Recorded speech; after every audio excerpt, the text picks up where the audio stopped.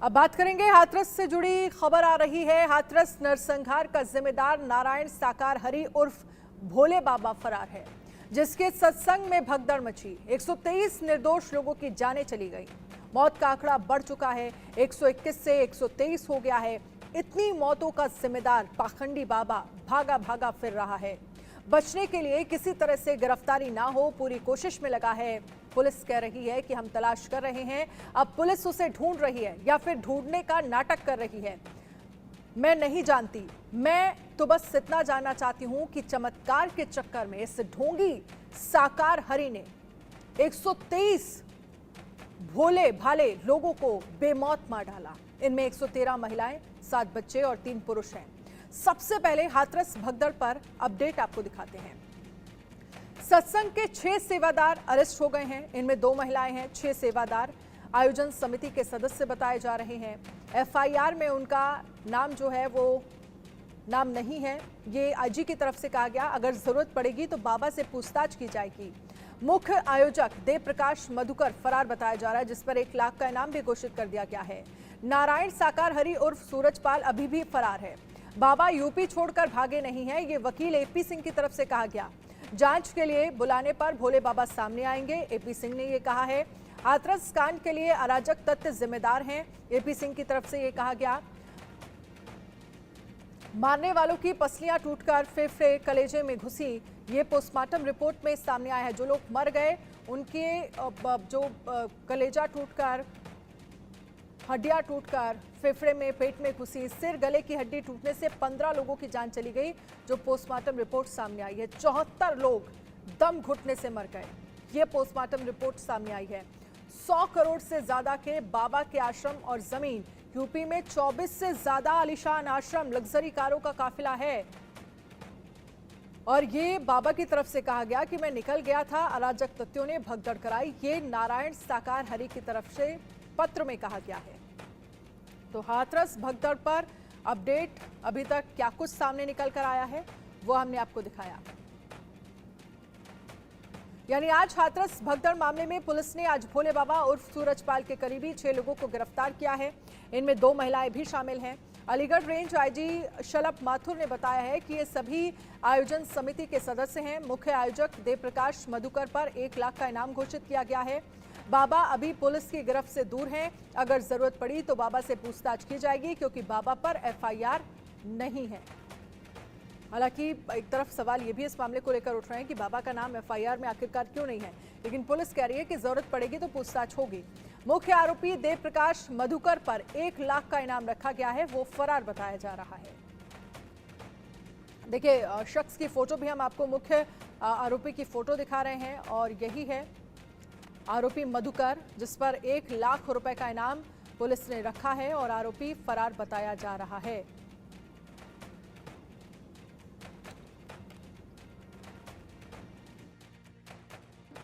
अगर जरूरत पड़ेगी तो पूछताछ की जाएगी, आवश्यकता पड़ेगी, we will do in the course of investigation. It is too early to say और कमेंट कि जो है उनका रोल है कि नहीं है।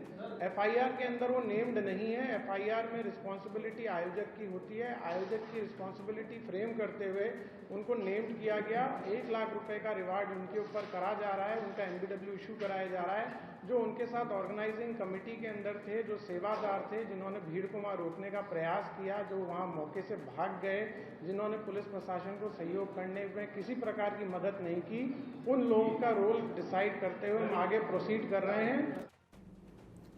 और चलिए अब आपको बाबा का हादसे के बाद काफिला दिखाते हैं, कैसे वो फरार हुए।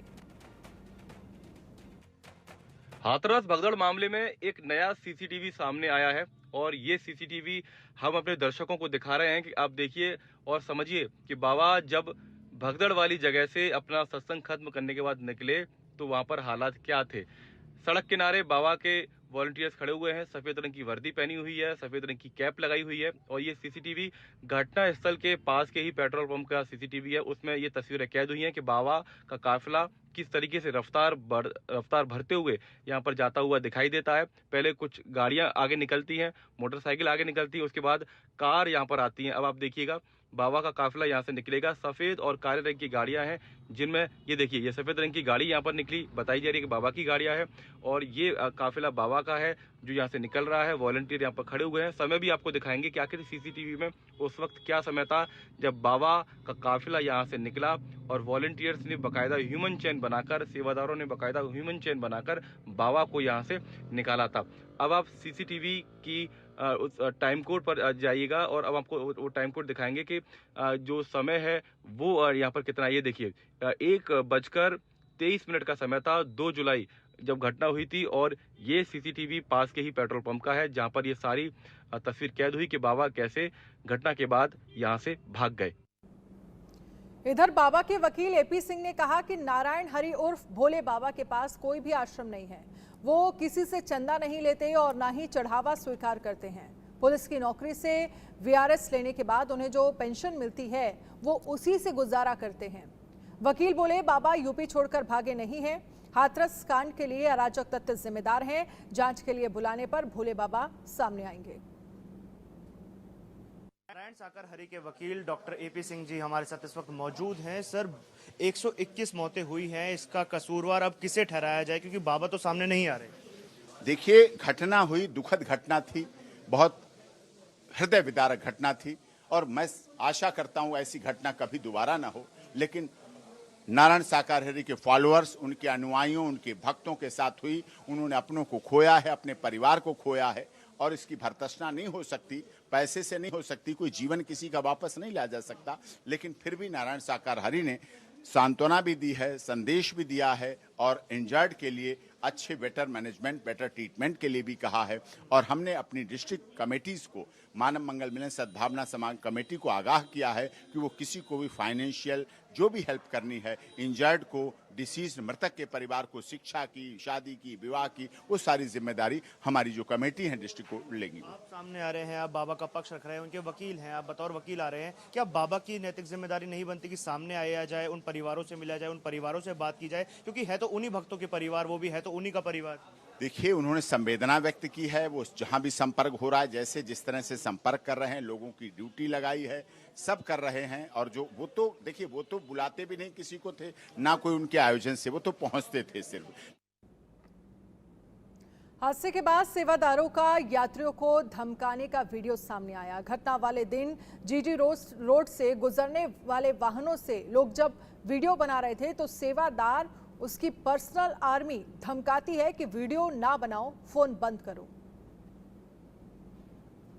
जो ये तस्वीरें हम आपको दिखा रहे हैं, जीटी रोड की ये तस्वीरें हैं जहां पर कुछ लोग यहां से गुजर रहे थे, और इस घटना का जब वीडियो बनाते हुए नजर आए तो बाकायदा जो पर्सनल सेवादार हैं बाबा के, वो धमकाते नजर आए कि ये वीडियो बंद करो, वीडियो मत बनाओ। सुनिए जरा।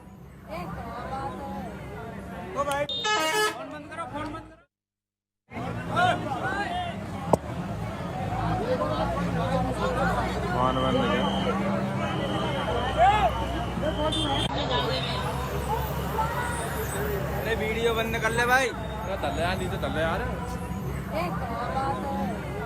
ओ भाई